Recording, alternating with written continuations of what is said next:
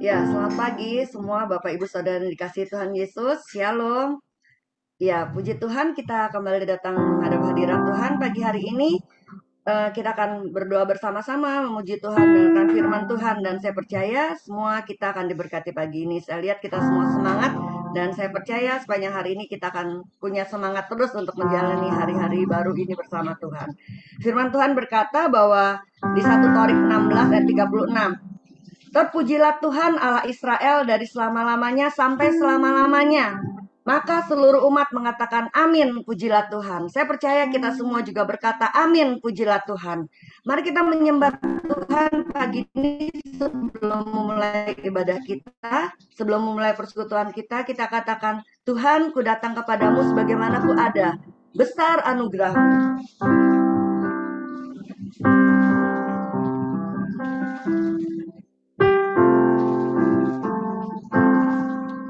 Ku ada sebagai mana ku ada, berdiri menghadap tatamu Bapa, semua karena anugerahmu yang telah selamatkanku. Ku hidup dalam segala kelimpahan,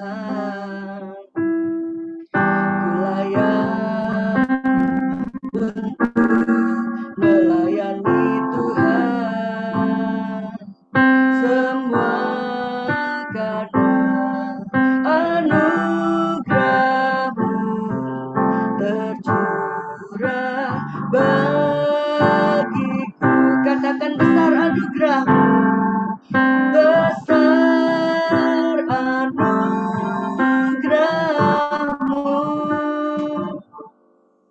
melimpah kasih-Mu, semakin hari semakin bertambah besar anugerahmu.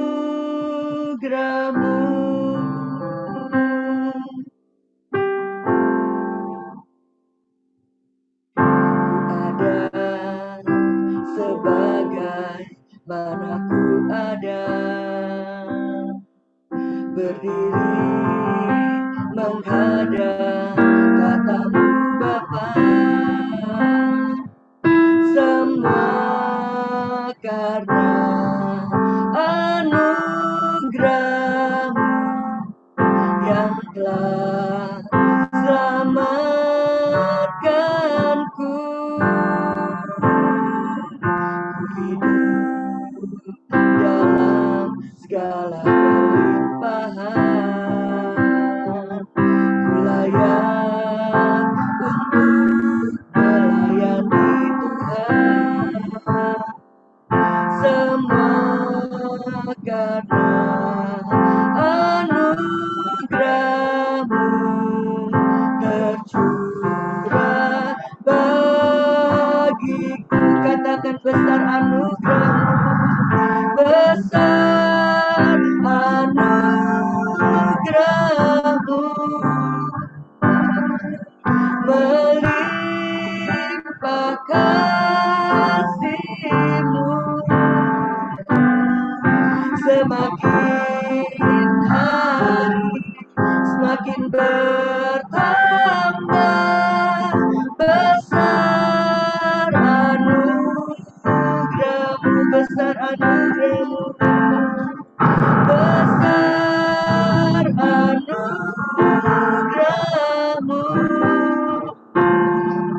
melimpah kasih-Mu, semakin hari semakin bertambah besar anugerahmu,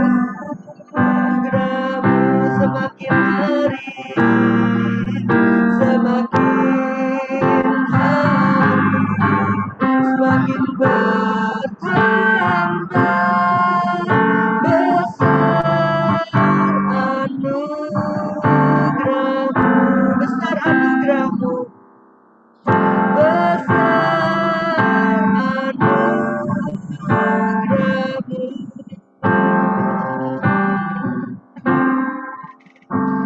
kita berdoa.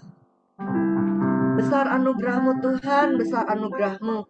Sungguh Tuhan, semakin hari kami semakin merasakan Tuhan, betapa Engkau besar dalam hidup kami. Kasih setia-Mu Tuhan, kebaikan-Mu Tuhan, tidak pernah ada habisnya dan selalu baru buat kami. Sungguh Tuhan, kami bersyukur Tuhan, karena kami punya Allah yang luar biasa. Allah yang mengasihi kami dengan luar biasa Tuhan. Allah yang selalu Tuhan mempedulikan kami. Dan kami sungguh bersyukur Tuhan, karena Engkau juga boleh datang Tuhan buat kami, menyelamatkan kami, menebus dosa-dosa kami. Bapa Surgawi, saat ini Tuhan, sebelum kami memulai persekutuan doa pagi ini, kami ingin minta Engkau menyucikan dan menguduskan hati kami terlebih dahulu Tuhan. Supaya sungguh-sungguh kami semua dilayakkan Tuhan untuk menyembah Engkau. Kami semua dilayakkan Tuhan untuk menyenangkan hati-Mu Tuhan. Bapa Surgawi, saat ini Tuhan, kami menyerahkan persekutuan pagi ini juga ke dalam tangan-Mu Tuhan. Waktu ini ke dalam tangan-Mu. Berkati Tuhan supaya internet juga boleh berjalan dengan baik. Supaya setiap kami juga boleh mengikuti dengan baik. Bapa Surgawi, segala kuasa yang mau mengganggu Tuhan, kami patahkan satu hati di dalam nama Tuhan Yesus. Kami hanya meminta pengurapan yang dari Tuhan Allah hadir bersama kami pagi ini. Bapa Surgawi, ini kami Tuhan, kami mau memuji Tuhan. Kami membenarkan firman Tuhan. Kami mau berdoa bersama-sama. Dan kami percaya Tuhan disenangkan karena kami. Dan kami percaya setiap kami pagi ini diberkati Tuhan. Tidak ada satupun yang terlewatkan Tuhan. Tangan Tuhan memberkati kami. Dan kami akan terima sukacita baru pagi ini Tuhan. Sehingga semangat kami hari ini Tuhan semakin bertambah-tambah. Semakin hari juga rindu Tuhan untuk menyenangkan hati Tuhan. Terima kasih Bapa, ini doa kami di dalam nama Tuhan Yesus. Haleluya. Amin. Mari sebelum kita mendengarkan firman Tuhan, kita memuji Tuhan lagi kembali. Kita mau ingat bagaimana pengorbanan Tuhan Yesus di kayu salib. Kita katakan karya terbesar.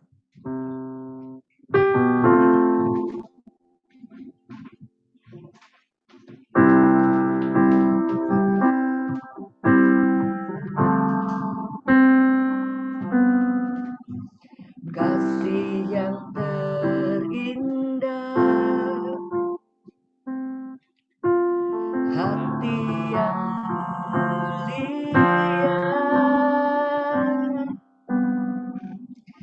hanya ku temukan di dalam-Mu, Yesusku. Pujian dari hatiku selalu di setiap waktuku, tiada pernah berubah kasih-Mu. Karya terbesar dalam hidupku, pengorbanan-Mu yang selamatkanku. Engkaulah harta yang tak ternilai, yang ku miliki dan ku hargai. Yesus, Engkau ku kagumi.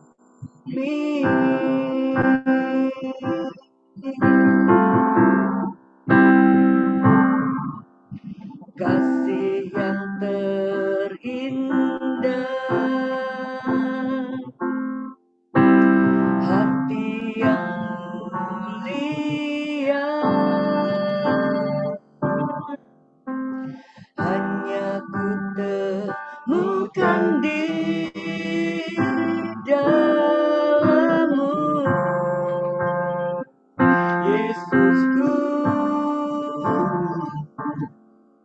Pujian dari hatiku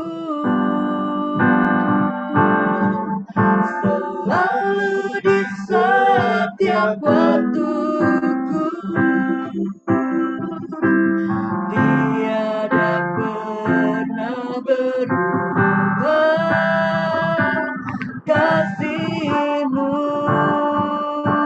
Karya terbesar dalam hidupku, karya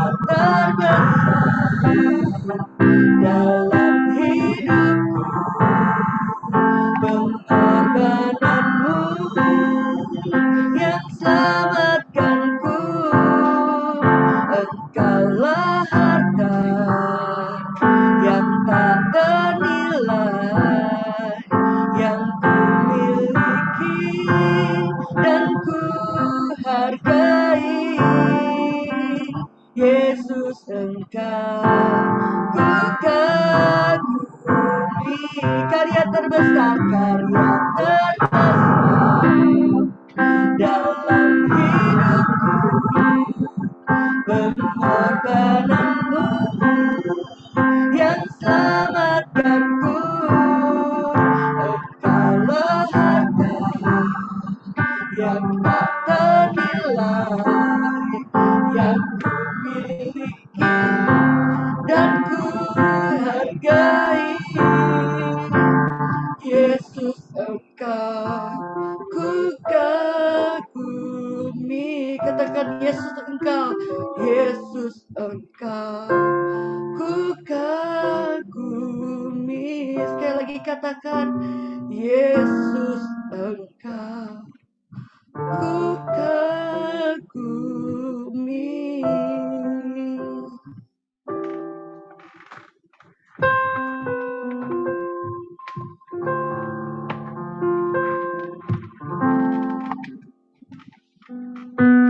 Mari kita akan berdoa.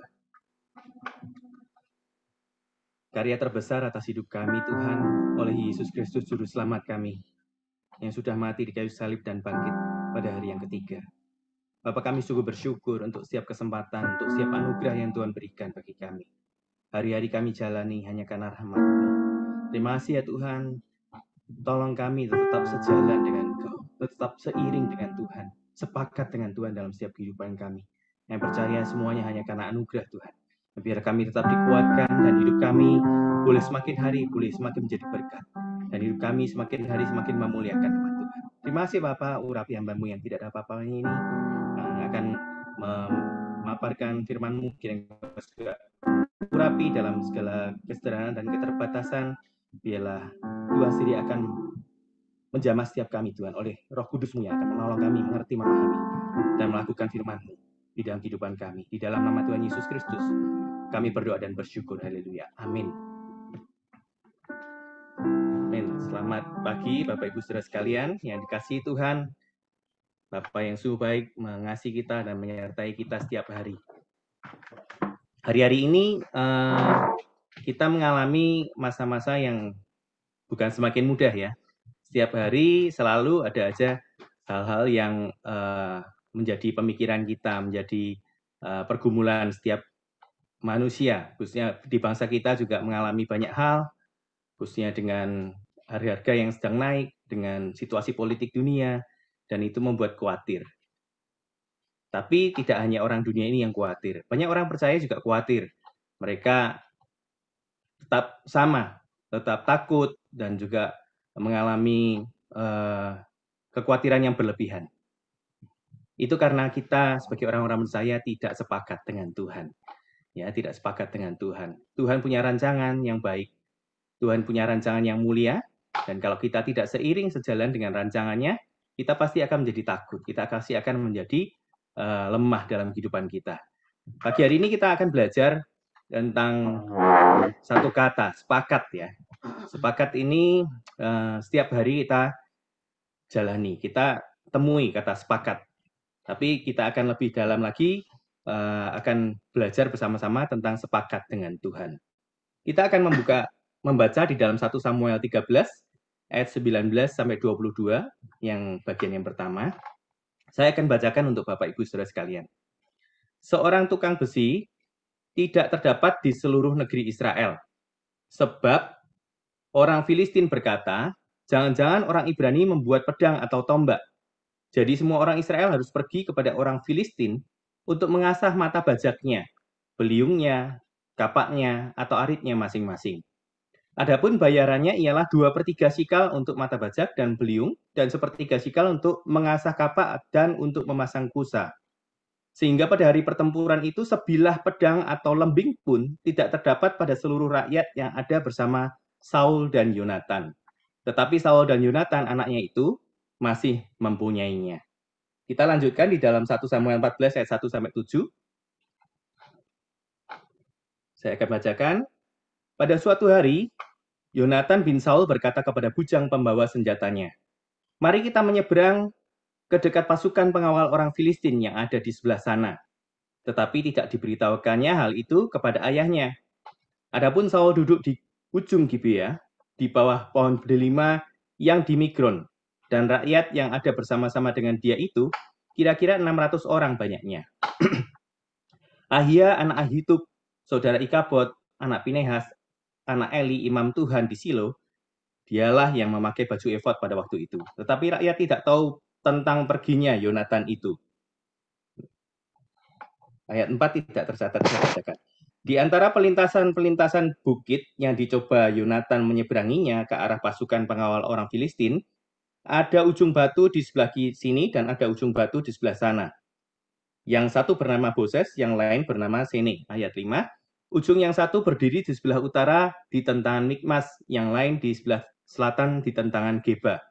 Berkatalah Yonatan kepada bujang pembawa senjatanya itu, mari kita menyeberang ke dekat pasukan pengawal orang-orang yang tidak bersunat ini. Mungkin Tuhan akan bertindak untuk kita. Sebab bagi Tuhan tidak ada yang tidak sukar untuk menolong, baik dengan banyak orang maupun dengan sedikit orang. Lalu jawab pembawa senjatanya itu kepadanya, lakukanlah niat hatimu itu. Sungguh, aku sepakat. Kita membaca dalam dua perikop firman Tuhan yang kita baca di dalam 1 Samuel ini, ceritanya tentang bangsa Israel yang sedang dikepung oleh bangsa Filistin. Dan pada saat itu, di mana Saul mulai melanggar titah Tuhan, karena dia ketidaksabarannya menunggu Samuel datang, dia akhirnya mempersembahkan korban. Dan Tuhan sudah berkata bahwa kerajaan Saul akan jatuh dan akan digantikan oleh raja yang lain. Dengan kalau melihat dari cerita di atas, dia hanya punya 600 pasukan, ya, 600 orang, dan tidak ada pedang. Namanya perang, tapi mereka tidak punya pedang, tidak punya senjata tajam. Hanya ada 2 yang dimiliki oleh Saul dan Yonatan. Kenapa mereka tidak punya? Karena para pandai besi orang Israel tidak ada. Tidak diceritakan bagaimana, karena tidak ada nih, tidak diceritakan apakah mereka diculik atau apa, tapi ketika mereka harus membuat senjata tajam, mereka harus membelinya di tempat orang Filistin dengan harga yang sangat mahal. Ya, jadi orang Filistin menguasai persenjataan dan bangsa Israel tidak punya, hanya punya 2 milik Saul dan Yonatan. Dan dalam di dalam cerita ini Yonatan dan bujangnya, Yonatan memutuskan untuk datang ke barisan tentara Filistin yang sedang berkemah. Dan dengan membawa 1 pedang yang dibawa oleh bujangnya, pembawa pedangnya, dia berkata kepada bujangnya, marilah kita menyeberang ke dekat pasukan pengawal orang-orang yang tidak bersunat ini. Mungkin Tuhan akan bertindak untuk kita, sebab bagi Tuhan tidak sukar untuk menolong, baik dengan banyak orang maupun dengan sedikit orang. Dan jawaban bujangnya apa? Lakukanlah itu, saya sepakat, ya. Sungguh aku sepakat, ya. Sungguh aku sepakat. Dari kisah Yonatan dan bujang pembawa senjata ini, kita dapat melihat bahwa ada kuasa yang besar dalam kesepakatan yang benar. Ya, ada kuasa yang besar dalam kesepakatan yang benar. Saat itu Israel sudah dikepung dan memang Saul tidak bisa berani bertindak apa-apa karena dia hanya duduk di bawah pohon di Gibea bersama dengan 600 orangnya. Saat itulah Yonatan dan bujangnya pembawa senjatanya mengambil inisiatif untuk melakukan sesuatu. Bujang pembawa senjata Yonatan menyikapi sikap hati Yonatan dengan kesepakatan penuh. Dan hasilnya kalau kita lanjutkan di dalam ayat 13-15, ayat 23, Tuhan memberikan kemenangan yang luar biasa atas bangsa Israel. Walaupun pertama Yonatan dan bujangnya hanya bisa membunuh 20 orang Filistin, tetapi Tuhan mengacaukan mereka. Karena bangsa Filistin akhirnya saling membunuh satu sama lain dan mereka hanya melihat mereka saling membunuh, gitu ya. Jadi itu luar biasa. Ketika ada kesepakatan, ada kesatuan hati, ketika ada 2 orang atau lebih bisa sepakat melakukan sesuatu, di sana ada kehadiran Tuhan. Dan jika Tuhan hadir, kehadirannya pasti membawa mujizat. Nah, dalam hal ini ada kemenangan besar yang didapatkan. Firman Perjanjian Baru juga menuliskan bahwa ada kuasa dalam kesepakatan. Matius 18 ayat 19-20 berkata, dan lagi aku berkata kepadamu, jika 2 orang daripadamu di dunia ini sepakat meminta apapun juga, permintaan mereka itu akan dikabulkan oleh Bapakku yang di surga. Sebab di mana 2 atau 3 orang berkumpul dalam namaku, di situ aku ada di tengah-tengah mereka. Ya. Di sini dikatakan 2 atau 3 orang berkumpul, kenapa tidak 20 atau 30 orang? Tidak perlu. Tuhan, Yonatan tadi bilang bahwa dengan banyak orang atau tidak dengan sedikit orang pun Tuhan bisa melakukan perkara-perkara yang luar biasa, gitu ya. Sepakat memang setiap hari kita lakukan. Ketika kita mau pergi bersama dengan keluarga kita pasti sepakat. Tidak mungkin, yuk kita makan yang satu jalan ke sono, yang satu jalan ini, bukan bersama itu namanya. Kalau kita mau bersama-sama, kita pasti sepakat, ya. Dalam KBBI, kata sepakat punya arti setuju, semufakat, sependapat. Yang kedua, seia sekata. Luar biasa kata sepakat ini, ya. Firman Tuhan dalam Amos 3 ayat 3 juga berkata, Berjalankah 2 orang bersama-sama jika mereka belum berjanji?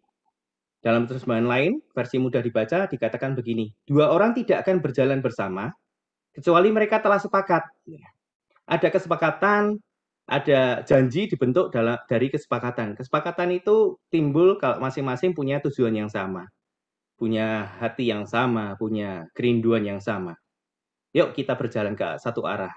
Mereka bisa berjalan berdua. Tapi kalau orang tidak punya tujuan yang sama, kemudian kerinduan yang sama, ya mereka susah untuk bisa berjalan dalam satu arah.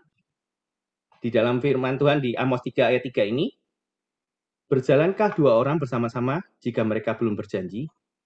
Firman Tuhan ini didasari pada satu peringatan Tuhan, ya. Amos, kalau kita baca di dalam ayat 1 dan 2, next ya. Ini terjemahan baru.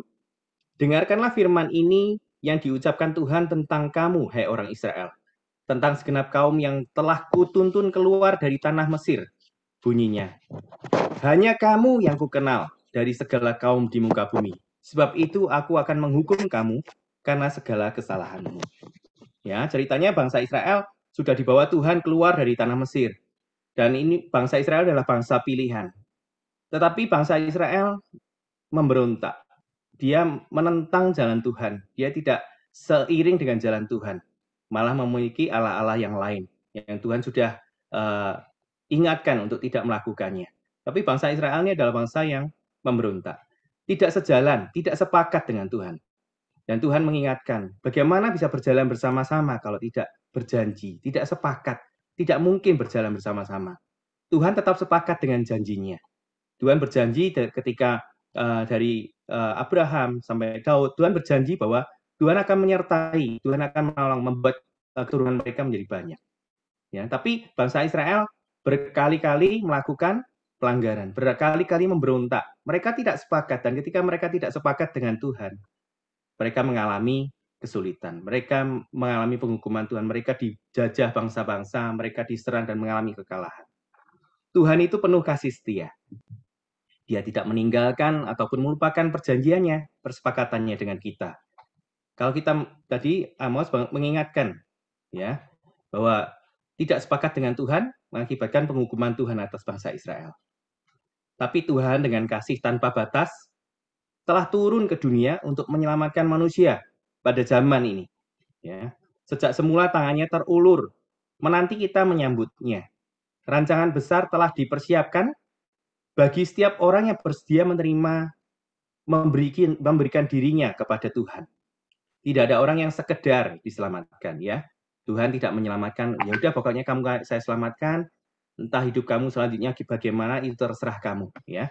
Tuhan tidak lepas tangan, tapi Dia tidak sekedar menyelamatkan, tetapi setiap orang diberi kehormatan untuk bekerja bersamanya di atas muka bumi ini.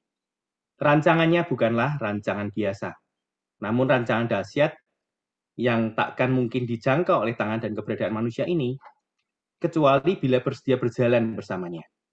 Bukan sekedar berjalan bersama, namun bergandengan tangan dan sepakat.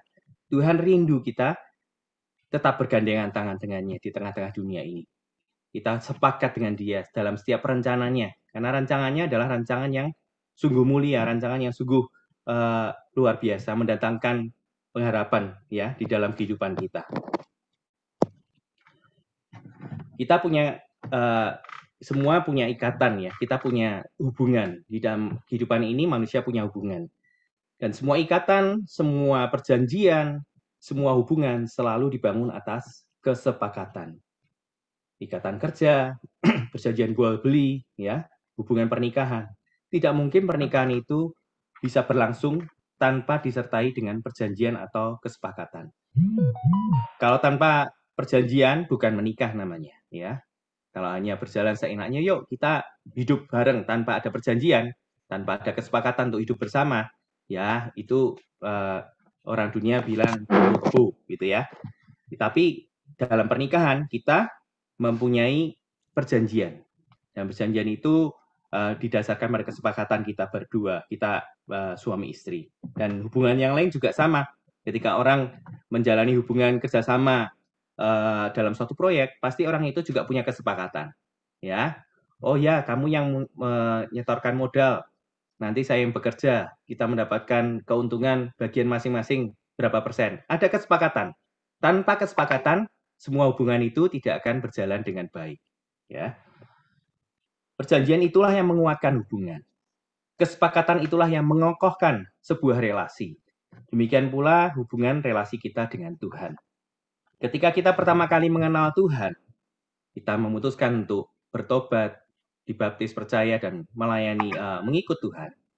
Pasti kita punya komitmen. Tuhan, aku mengikut Engkau. Apapun keadaannya, aku mau ikut Engkau. Ya, biasa kalau ketika awal bertobat biasanya menggebu-gebu. Ya, kita punya kesepakatan dengan Tuhan. Namun selanjutnya, bagaimana? Apakah kita tetap berpegang pada kesepakatan itu?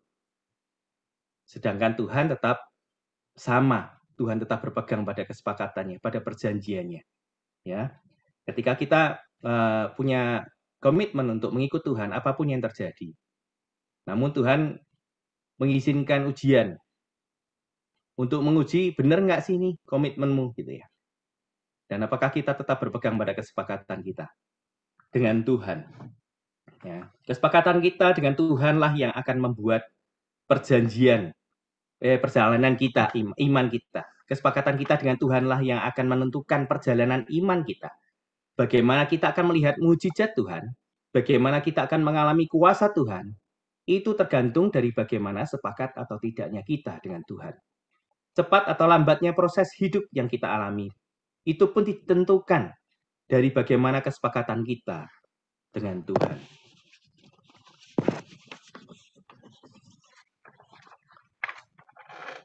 Kita tidak akan bisa berjalan bersama Tuhan bila tidak sepakat dengan Dia. Sepakat dengan Tuhan artinya sepakat dengan pikirannya, sepakat dengan hatinya, sepakat dengan jalan-jalannya, dan sepakat dengan tujuannya. Hal itu berarti kita sepakat dengan seluruh firman-Nya. Total, tidak ada kata tidak, ya. Sepakat dengan Tuhan berarti selalu berkata ya, dan tidak berbantah dengan firman-Nya. Saat kita tidak melakukan firman-Nya, saat itulah kita tidak sepakat dengan Dia. Ketika kita bertindak di luar firman-Nya, ketika itulah kita sedang berbantah dengan Dia. Sepakat dengan Tuhan berarti selalu taat kepadanya, apapun kondisinya. Ya, sepakat dengan Tuhan berarti selalu taat kepadanya, apapun kondisinya. Ya, kita dapat melihat contoh-contoh tokoh-tokoh di Alkitab, orang-orang yang sepakat dan yang tidak. Abraham sepakat dengan Tuhan ketika Tuhan menyuruh dia keluar dari tanah leluhurnya ke negeri yang tidak diketahuinya. Dia sepakat dengan Tuhan, dia jalani. Dia sepakat dengan Tuhan ketika Tuhan berkata bahwa Tuhan akan membuat keturunannya seperti bintang-bintang di langit banyaknya, dan seperti pasir di laut. Dan dalam segala ketidakpastian, Abraham tetap sepakat. Bahkan ketika dia berumur 100 tahun dan istrinya sudah 90 tahun dan belum punya anak, ya, mereka tetap sepakat dengan Tuhan, tetap percaya, gitu ya. Dan Tuhan memberikan apa yang mereka dijanjikannya kepada Abraham dan keturunannya. Namun di dalam tokoh Alkitab ini juga ada tokoh-tokoh yang tidak sepakat dengan Tuhan, seperti Yunus. Ya, dia tidak sepakat dengan Tuhan. Tuhan menyuruh dia ke Niniwe, tapi dia melancong kemana-mana. Dia tidak sepakat dengan Tuhan. Dia tahu, padahal dia tahu Tuhan. Dia sadar siapa Tuhan. Dia mengakui Tuhan. Kenapa dia tidak mau ke Niniwe? Karena dia tidak mau Niniwe diselamatkan. Karena dia berkata, kalau nanti Tuhan akan menghukum, tapi ketika mereka bertobat, Tuhan tidak jadi menghukum. Gitu. Karena Tuhan mengasihi umatnya. Ya. Yunus tidak suka, akhirnya dia tidak sepakat dengan Tuhan. Dan ini menunjukkan perjalanan hidup kita. Kalau kita tidak sepakat, seperti Yunus, jalan kita akan berkelok-kelok. Dia naik kapal, kapalnya diterjang ombak yang besar, ya, sudah mau tenggelam, akhirnya dia dibuang ke laut karena undi, dan dia ada di dalam perut ikan, gitu ya. Begitu berkelok-kelok, begitu banyak tantangan yang harus dijalani. Dan ketika dia akhirnya bersepakat, oke Tuhan, aku mau, gitu. Dan Tuhan akhirnya membawa dia ke Niniwe, ya. Jadi lama tidaknya proses yang Tuhan izinkan terjadi, yaitu bagaimana ditentukan dari seberapa kesepakatan kita dengan Tuhan. Sepakat dengan Tuhan, karena janji Tuhan tidak pernah berubah. Tuhan tetap sepakat dengan kita. Tinggal kita mau sepakat dengan Tuhan atau tidak. Ada 5 karakter rohani dalam kesepakatan. Yang pertama, kasih. Ya. Yang kedua, ketaatan. Ketiga, kesetiaan. 4, penundukan diri. 5, kejujuran. Kita bisa lihat 5 karakter ini di dalam bacaan di dalam 1 Samuel tadi. Ya, bagaimana bujangnya menunjukkan kasih kepada Yonatan. Dia tetap mengiringi Yonatan. Walaupun mungkin dia juga berpikir, wah ini setor nyawa ini ya. Bangsa Filistin begitu banyak, ini tuanku mengajak dengan cuma membawa 1 pedang, 2 orang melawan segitu banyak orang, ya. Tapi dia juga taat, ya. Dia tetap setia dan menundukkan diri. Dan dia jujur. Dia melakukan apa yang menjadi bagiannya. Dia tetap setia membawa dan dia sepakat dengan Yonatan. Akhirnya Tuhan memberikan kemenangan yang besar. Persepakatan memang akan melipat gandakan kekuatan, ya. Persepakatan yang jahat akan mempercepat kehancuran dan mendatangkan kutuk. Ada persepakatan yang jahat kita lihat di Alkitab ketika bangsa Israel mulai mendirikan menara Babel. Mereka dalam satu bahasa, mereka sepakat untuk mendirikan menara yang menjulang ke langit. Dan persepakatan yang tidak benar akan membawa kita dalam kehancuran. Akan membawa kita di dalam ketidakkudusan dan akhirnya kehancuran hidup kita. Kita juga melihat bagaimana kesepakatan ini begitu kuat, akan membawa kuasa yang besar, akan membawa kekuatan yang besar. Kalau kita beberapa kali lihat demo di depan kantor DPR MPR,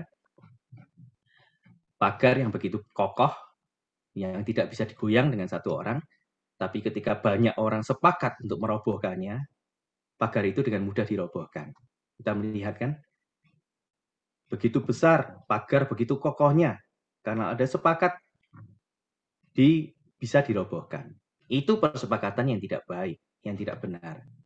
Saja menimbulkan kekuatan yang besar. Apalagi kalau kita sepakat dengan Tuhan. Apalagi kalau kita sepakat dengan yang punya hidup kita. Yang dengan janji-janjinya akan menyertai kita. Bagaimana kita tidak akan dikuatkan begitu luar biasa dalam menghadapi hidup ini. Ya, kita tetap akan dikuatkan, kita akan mengalami hal-hal yang baik, kita akan mengalami penyertaan Tuhan, boleh merasakan lawatan Tuhan, pemeliharaan Tuhan luar biasa. Ya. Persepakatan sebaliknya, persepakatan yang benar, ya, persepakatan yang benar akan mempercepat keberhasilan dan mendatangkan berkat. Persepakatan yang benar akan mempercepat keberhasilan dan mendatangkan berkat. Ini yang dilakukan Yonatan dan bujangnya. Maka dari itu diperlukan kesepakatan dan itu dimulai dari keluarga. Ya. Kita sebagai manusia sosial, kita butuh kesepakatan dalam hidup kita dan itu dimulai dari keluarga. antara suami istri harus sepakat. Kalau enggak, jalan sendiri-sendiri. Perceraian terjadi karena tidak sepakat. Dan juga perpecahan orang tua anak juga karena tidak sepakat. Orang tua antara sesama pelayan Tuhan juga karena tidak sepakat dengan cara pelayanan, dengan berbagai aksesoris pelayanan ini gitu. Itu menimbulkan hal-hal yang tidak sejalan dan akhirnya timbul perpecahan. Ya. Ibarat satu kuk di atas pundak 2 ekor lembu, tanpa kesepakatan, 2 pribadi takkan bisa berjalan bersama dan mencapai tujuan. Karena akan terjadi tarik-menarik antara 2 kepentingan. Ya. Jadi kita harus, sebagai anak-anak Tuhan, kita harus sepakat. Yang pertama, sepakat dengan Tuhan. Karena Tuhan dalam rancangannya yang ajaib dan luar biasa, punya sesuatu rancangan yang indah dalam hidup kita. Membuat kita menjadi manusia yang dikasihi Tuhan dan semakin berharga di matanya. Dan kita sepakat dengan orang-orang yang Tuhan sudah taruh di sekitar kita. Yang pasti pertama keluarga kita. Kita nggak mungkin sepakat dalam pelayanan kita kalau keluarga kita, di dalam keluarga kita tidak sepakat gitu ya. Kita dimulai dari lembaga yang terkecil dalam hidup kita, yaitu keluarga. Kemudian di dalam pekerjaan, di dalam segala kehidupan kita nggak mungkin mencapai tujuan kita, keberhasilan kalau kita antara pemimpin perusahaan juga tidak sepakat. Ya, itu terjadi dan saya alami dalam perusahaan yang pernah saya di mana saya bekerja. Ya, tidak sepakat. Yang satu pengen begini, yang satu pengen begini. Akhirnya ya perusahaannya memang tidak sampai hancur sih, tapi untuk berkembang juga susah karena tidak sepakat, saling mencurigai dan begitu ya. Dan kita harus sepakat sebagai orang-orang percaya, kita harus menjadi contoh bahwa kita sepakat dulu dengan Tuhan. Kalau kita sepakat dengan Tuhan, kita yakin bahwa sebagaimana Tuhan memberkati Abraham, Tuhan juga akan memberkati kita.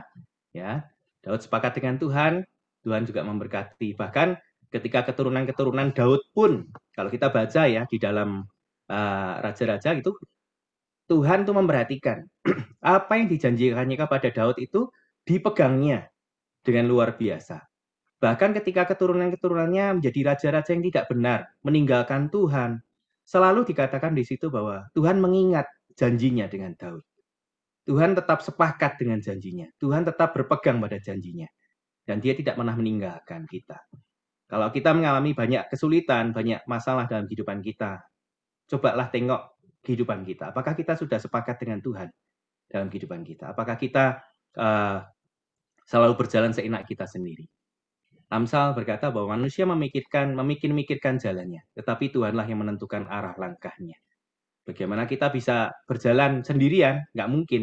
Kita harus sepakat dengan yang punya hidup kita. Kita harus sepakat dengan Tuhan yang menentukan arah langkah hidup kita.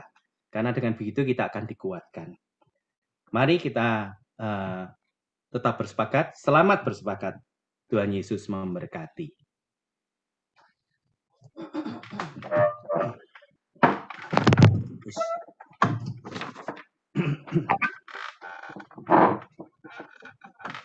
Ya.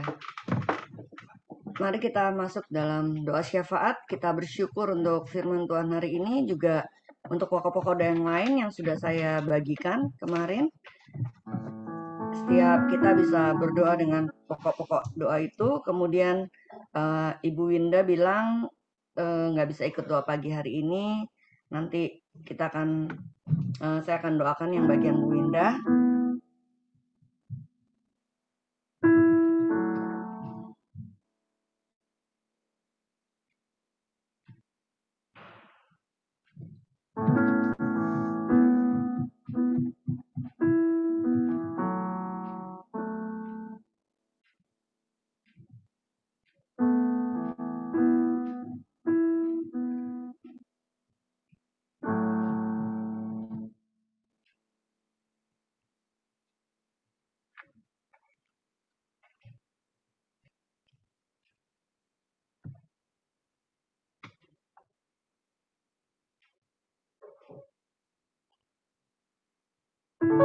Ya, itu pokok-pokok doa kita pada pagi hari ini. Saya ingin mengajak kita semua terus mengingat kasih setia Tuhan yang tidak pernah lekang oleh waktu, yang kasih setianya selalu menyertai kita.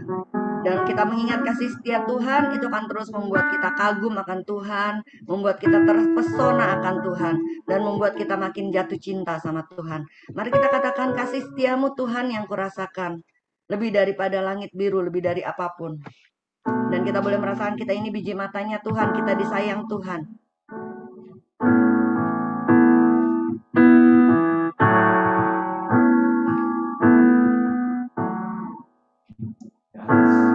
Kasih setiamu yang kurasakan lebih tinggi dari langit biru. Kebaikanmu yang tak kau nyatakan lebih dalam dari lautan. Berkat-Mu yang telah ku terima sempat membuatku terpesona. Apa yang tak pernah ku pikirkan, itu yang Kau sediakan bagiku. Siapakah aku ini Tuhan? Siapakah aku ini Tuhan? Jadi biji mata-Mu. Dengan apakah ku balas Tuhan? Dengan apakah ku balas Tuhan? Selain puji dan sembah Kau, kasih setiamu yang kurasakan.